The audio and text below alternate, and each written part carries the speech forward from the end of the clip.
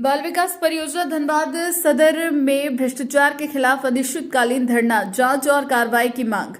धनबाद बाल विकास परियोजना धनबाद सदर कार्यालय में कथित भ्रष्टाचार, अनियमितता और दलाली के विरोध में सोमवार को चीरागोड़ा स्थित अंचल कार्यालय के समक्ष अनिश्चितकालीन धरना प्रदर्शन शुरू किया गया। प्रदर्शनकारी मामले की निष्पक्ष जांच और दोषियों के खिलाफ कड़ी कार्रवाई की मांग कर रहे हैं। धरना का नेतृत्व राष्ट्रीय बेसहारा दिव्यांग वेलफेयर फेडरेशन के अध्यक्ष प्रमोद कुमार यादव कर रहे हैं। उन्होंने बताया कि बाल विकास परियोजना कार्यालय में लंबे समय से भ्रष्टाचार, अनियमितता और घूसखोरी की शिकायतें सामने आ रही है। इसके साथ ही लाभार्थियों को मानसिक रूप से प्रताड़ित किए जाने और दलालों के माध्यम से काम कराने का भी आरोप लगाया गया है।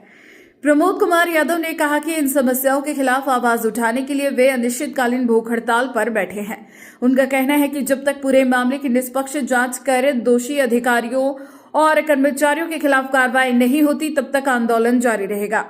आगे आरोप लगाते हुए कहा कि कार्यालय में आम लोगों और लाभार्थियों को योजनाओं का लाभ पाने के लिए काफी परेशानियों का सामना करना पड़ता है।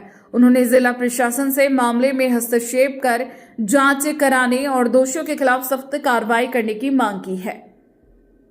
कुमार यादव जो सामाजिक काम करते हैं, समाज के साथ जुड़े हुए हैं। क्या किन मुद्दों को लेकर मुद्दे को लेकर उठे हुए हैं, बैठे हुए हैं कि इससे पहले भी हम आंदोलन किए थे, भूख हड़ताल किए थे, जो सीडीपीओ के खिलाफ में 50 लाख का चैलेंज किया था।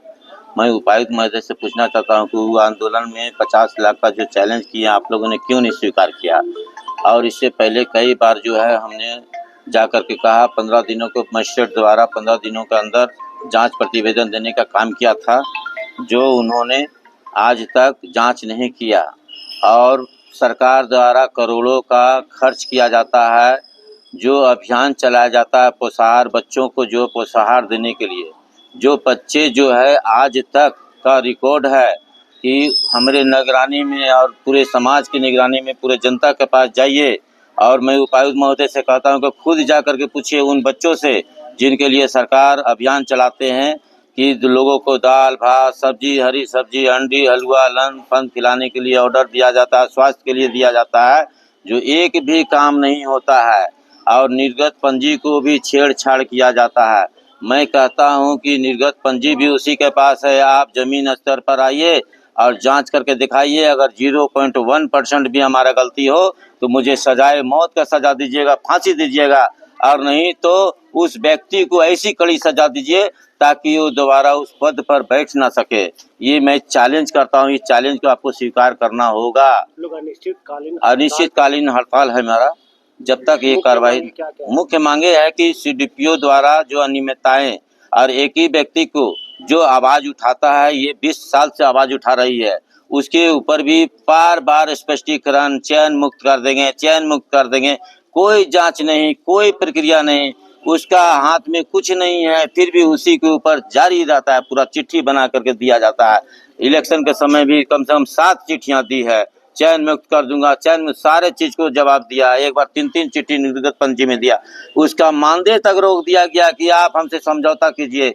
चुनाव के दिन में भी हमने सारे चीज स्पष्ट किया कि ये कार्यरत फलना चीज में है। उसके बाद भी सीडीपीओ को त्याग पत्र दे दिया गया था, लेकिन उन्होंने फाइल को आगे नहीं बढ़ाया और उससे स्क्रूटनी भी नहीं छाटा गया।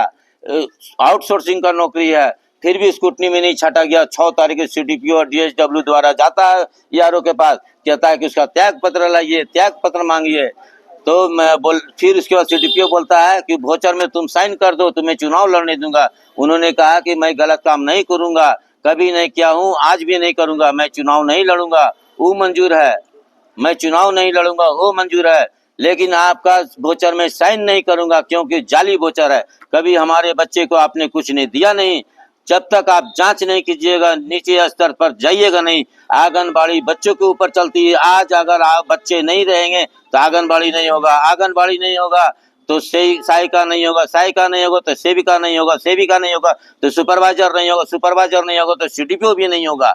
ये जो प्रक्रिया सरकार देती है उपायुक्त महोदय को, डीडीसी को, इसलिए दिया जाता है, प्रभार सौंपा जाता है कि समाज कल्याण को बनाया जाता है, समाज कल्याण सीडीपीओ बनाया जाता है, जांच के लिए सीडीपीओ पर्यवेक्षक बनाया जाता है, जांच के लिए जांच जितना जल्दी हो आप स्तर पर जाइए और जो गलत किया उसे कड़ी से कड़ी सजा दीजिए। अगला कदम क्या होगा? अगला कदम हमारा भूख हड़ताल जारी रहेगा।